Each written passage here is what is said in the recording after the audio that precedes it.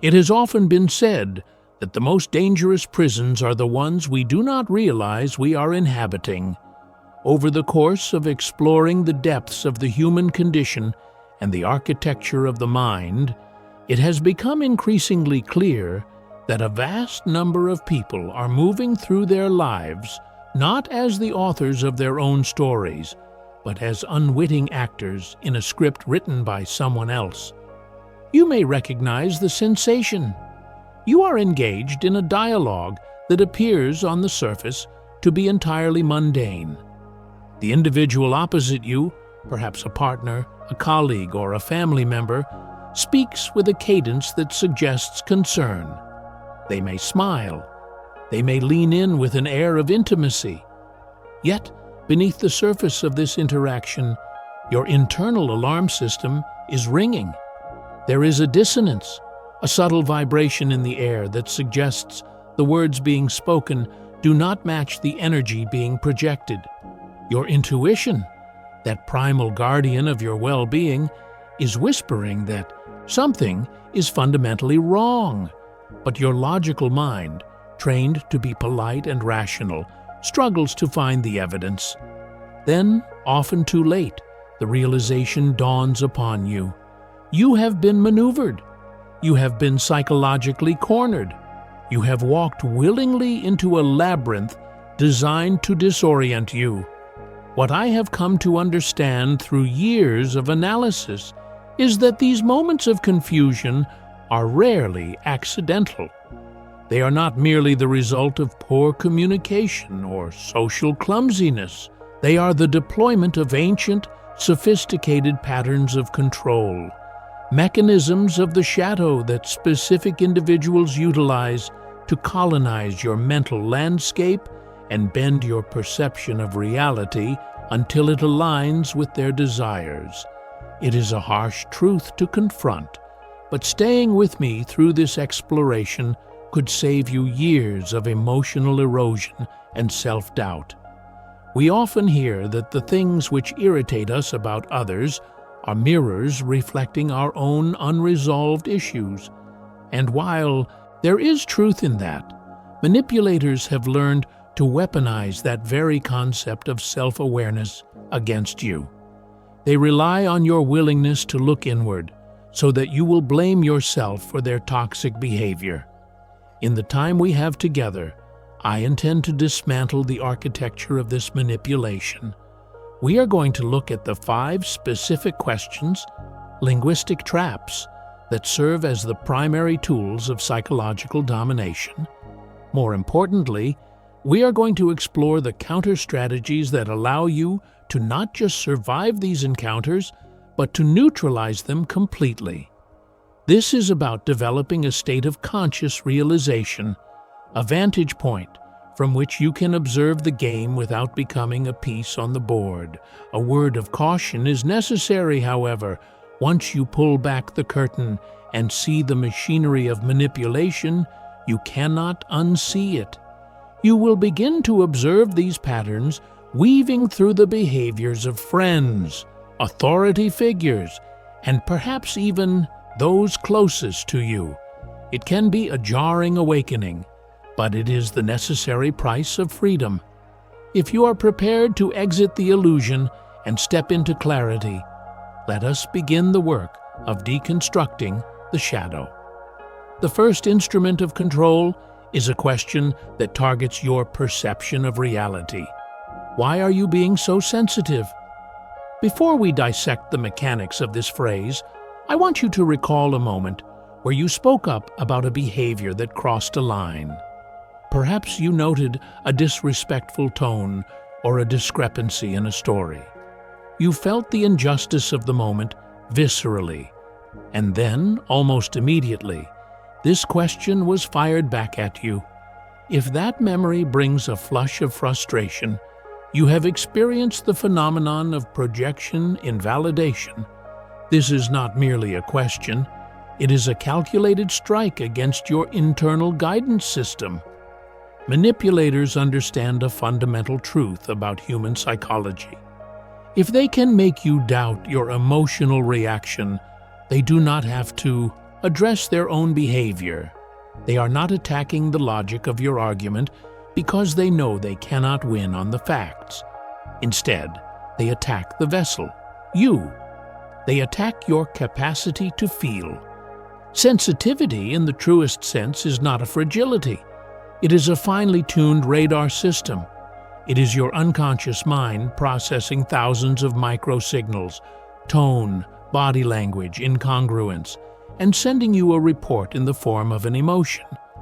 When a manipulator asks why you are being so sensitive, they are effectively demanding that you turn off your radar because it is detecting their incoming missiles. Think of the irony. The highly perceptive individual, the one who notices the subtle shift in atmosphere, the one who can sense the lie before it is fully spoken, is the one labeled as too emotional or crazy.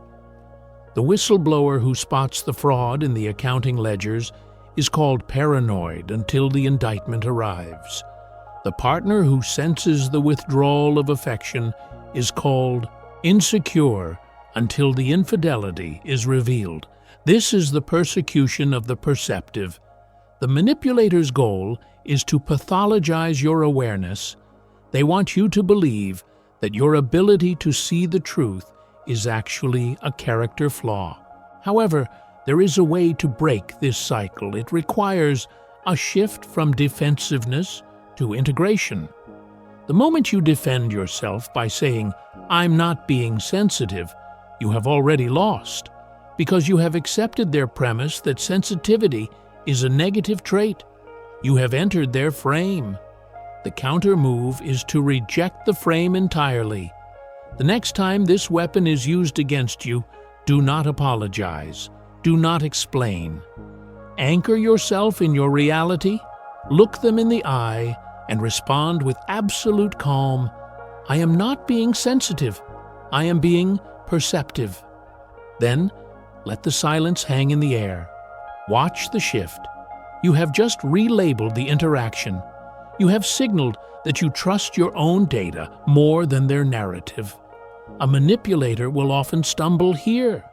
They may get angry, which exposes their aggression, or they may try to sweet-talk you, which exposes their guilt. Either way, you have reclaimed your psychological territory. The second trap is more insidious because it masquerades as a plea for connection. It is the question, "Do you trust me?" This phrase usually appears precisely when trust is most in doubt. Through the study of human dynamics, I have found that trust is a biological and psychological state that resides in the nervous system. It is a feeling of safety. It cannot be commanded, demanded, or negotiated into existence. It is the residue of consistent behavior. When someone has to ask you to trust them, it is almost always because their actions have failed to earn that trust. The phrase, "You trust me, don't you?" is a psychological ultimatum. It creates a loyalty bind. Your conscious self wants to be a good person, and good people trust their friends and partners. However, your unconscious mind, the part of you that has been tracking the inconsistencies, is screaming, "No!" The manipulator exploits this internal conflict. They are gambling that your desire to be polite is stronger than your desire to be safe. They are trying to bypass your analytical defenses by framing your hesitation as a personal insult to them, rather than a reasonable reaction to their behavior. Consider the context in which this question arises. It is rarely during a moment of transparency. It is the business associate who offers a vague explanation for missing funds and then leans in to ask, "You trust me, right?" It is the partner who guards their digital life with aggressive secrecy but acts wounded when you ask why. This is trust weaponized. It is designed to shut down your critical thinking. The moment you say, "Yes, I trust you," to avoid conflict, you have signed a verbal contract to ignore your intuition. To dismantle this, you must separate the concept of trust from the concept of politeness. You must be willing to endure the discomfort of setting a boundary. When the question is posed, do not rush to reassure them. Pause. Apply a state of conscious detachment. A powerful response is to simply state, trust is demonstrated through consistency, not requested through questions. Or perhaps, I trust what I see. Are you asking me to ignore my observation? A person of integrity will respect this. They will understand that trust is a garden that must be tended, not a switch to be flipped. A manipulator, however, will recoil. They will often try to make you feel guilty for having standards, which is the ultimate confirmation that your hesitation was justified. We then move to the third tactic, which is where the dynamic turns darker and more aggressive. Are you accusing me of something? This is the quintessential reversal technique, often referred to in modern psychological terms as DARVO, deny, attack, and reverse victim and offender. It is a maneuver designed to flip the courtroom so that the prosecutor suddenly finds themselves in the defendant's chair. The psychology behind this is rooted in distraction and cortisol spikes. When you approach someone with a legitimate concern, perhaps you noticed a discrepancy in a story or a behavior that doesn't add up, you are seeking clarity. You are in a rational state. The manipulator's goal is to push you out of your rational mind and into an emotional survival mode. By feigning outrage and acting as though they are the victim of your cruel suspicion, they spike your stress levels. Suddenly, you are not talking about their behavior. You are talking about your meanness for bringing it up. You find yourself backpedaling, apologizing, and explaining that you didn't mean to upset them. This is the guilt transfer. They have taken the heavy load of their own questionable actions and placed it squarely on your shoulders. You are now carrying the emotional weight of the interaction. It is a form of psychological theft. They steal your peace to pay for their misconduct. The antidote to this is the therapeutic pause. The manipulator relies on your panic. They rely on your need to smooth things over immediately. Do not give them that satisfaction. When they snap, "Are you accusing me of something?" You must do the opposite of what they expect. Do not answer immediately. Let the question hang there. Look at them. Breathe. Then, with a tone devoid of aggression but full of clarity, ask, "Should I be?" Or simply, "I am asking a question to gain clarity." Why does that feel like an accusation to you? This refuses the reversal. It keeps the spotlight exactly where it belongs, on the issue at hand. It signals that you are not afraid of their anger, and that you cannot be bullied into silence. Innocent people are generally not terrified of questions, they answer them. Only those with something to hide view curiosity as an attack. The fourth weapon is a performance of virtue. Would I ever lie to you? This question is a paradox, because the only people who tend to ask it are those who are currently deceiving you. Honest people do not need to perform honesty. They simply embody it. Their truth is self-evident in the alignment of their words and deeds. The manipulator, lacking this alignment, must substitute it with theatricality. This question is an emotional debt trap. It is designed to leverage your history, your relationship, or your shared image of who they are against the immediate reality of their actions. It appeals to your persona, the part of you that wants to believe the best in people by asking, "Would I ever lie to you?" They are essentially saying, "If you suspect me, you are betraying our bond." It creates a scenario where your skepticism is framed as a moral failing on your part. I call this the innocence performance. It is often accompanied by tears, a trembling voice, or a look of deep hurt. This is emotional theater intended to bypass your logic circuits.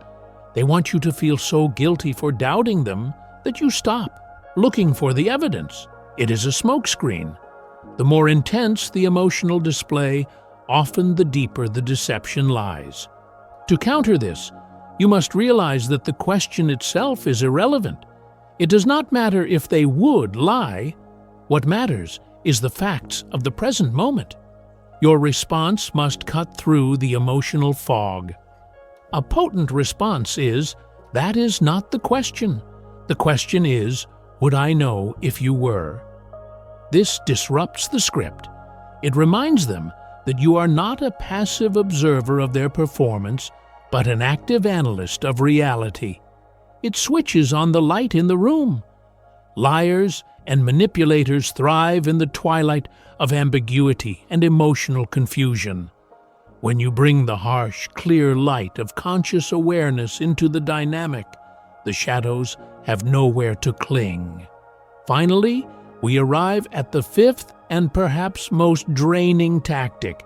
Can't we just move on? On the surface, this sounds like a plea for peace. It sounds like a desire to heal.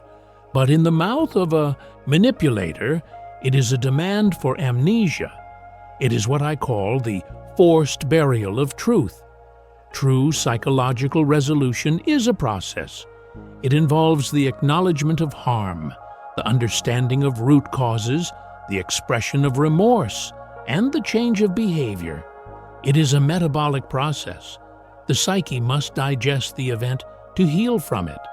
The manipulator wants to skip the digestion. They want to bypass the accountability and jump straight to the exoneration. When they ask to move on, they are really asking you to suppress your memory and repress your emotions. This tactic is deployed when they have run out of other options. Denial didn't work, anger didn't work, guilt didn't work. So now, they try to exhaust you. They frame your desire to resolve the issue as dwelling on the past or being negative. They position themselves as the forward-thinking pragmatist and you as the grudge-holding obstacle to happiness. But moving on without understanding is like sewing up a wound that is still infected.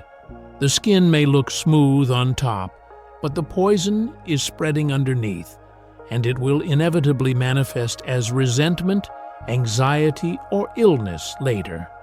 The counter-move here is conscious anchoring. You must anchor yourself in the necessity of truth.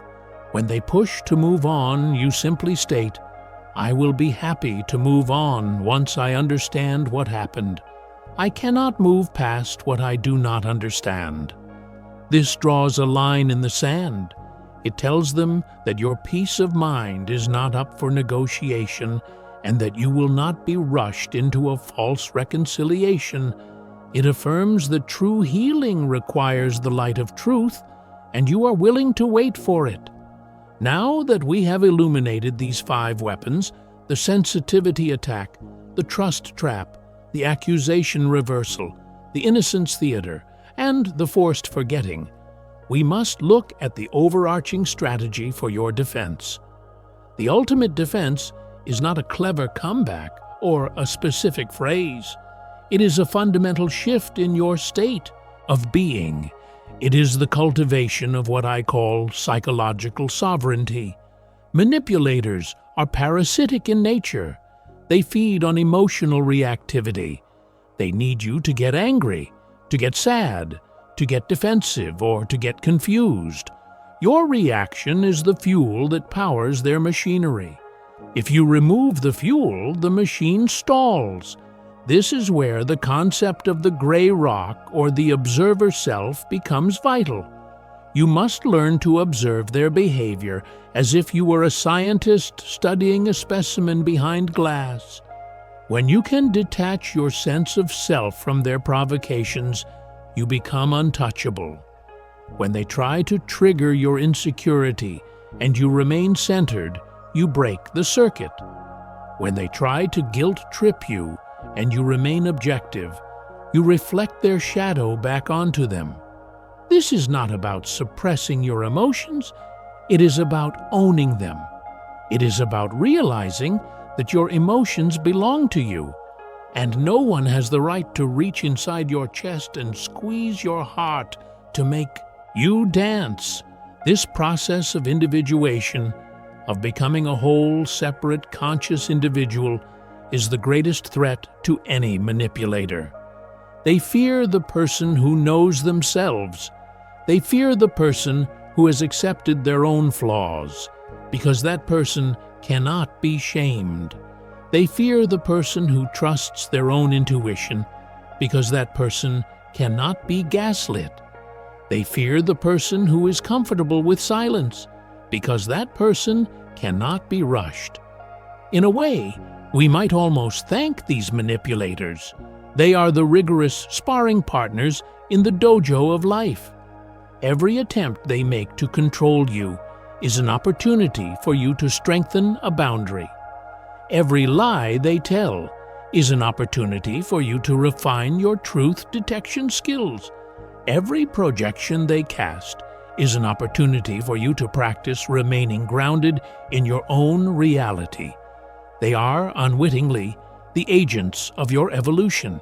They force you to wake up. The path to psychological freedom is not about changing the manipulator. It is highly unlikely they will change, as their survival mechanisms are deeply entrenched. The path is about changing your relationship to the manipulation. It is about reaching a point where you can see the game so clearly that it no longer triggers a response in you, only a quiet, knowing observation. For the coming days and weeks, I invite you to treat your interactions as a field study. Watch for these patterns. Listen for the 5 questions. When you hear, "Why are you so sensitive?" and feel the trigger but do not pull it. When you hear, "Don't you trust me?" observe the pressure but do not yield to it. Ask yourself constantly, is this reaction coming from my authentic self, or is it a reflex they are trying to provoke? This practice requires courage. It is terrifying to stop playing the role of the compliant peacekeeper. It can feel dangerous to stand firm in your own perception when someone is demanding you abandon it. But the alternative is to live a life that is not yours. The alternative is to remain a chess piece moved by an invisible hand. As you integrate this knowledge, you will find that the dynamic around you shifts. Manipulators will either change their tactics, hoping to find a new weakness, or more likely, they will drift away in search of easier prey. And in the space they leave behind, you will find room for something new, genuine connection. Relationships built not on control, but on respect. Conversations based not on hidden agendas, but on shared truths. Trust that is earned, not extorted. This is the promise of conscious realization. You are stepping out of the shadow and into the driver's seat of your own psyche. You are reclaiming your right to see the world as it is, to feel what you feel, and to know what you know. You are no longer a victim of the game. You are the architect of your own reality. Walk forward with this knowledge. Be awake, be aware, and never again let anyone dim the light of your own consciousness. You are free.